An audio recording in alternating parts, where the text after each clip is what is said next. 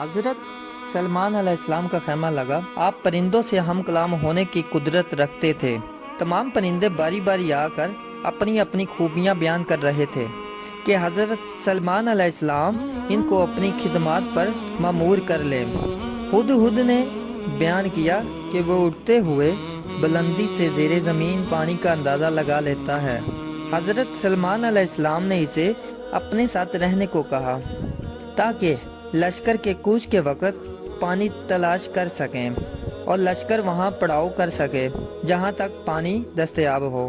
کوے نے جب ہدہد کی اس خوبی کو حضرت سلمان علیہ السلام سے پذیرائی حاصل کرتے دیکھا تو حسد کے مارے ہدہد کی غیبت کرنے لگا۔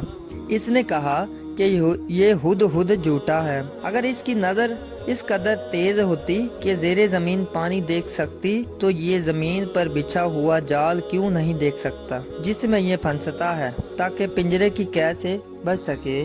حضرت سلمان علیہ السلام نے ہدہد سے دریافت کیا تو اس نے کہا کہ وہ زیر زمین پانی دیکھ سکتا ہے اور یہ صفت اسے قدرت نے عطا کی۔ جب قدرت اس کی یہ صفت سلب کر لیتی ہے یا وقتی طور اسے معطل کر دیتی ہے تو وہ جال دیکھنے سے معذور ہو جاتا ہے اور پھر قید و بند کی صحبت میں گرفتار ہو جاتا ہے۔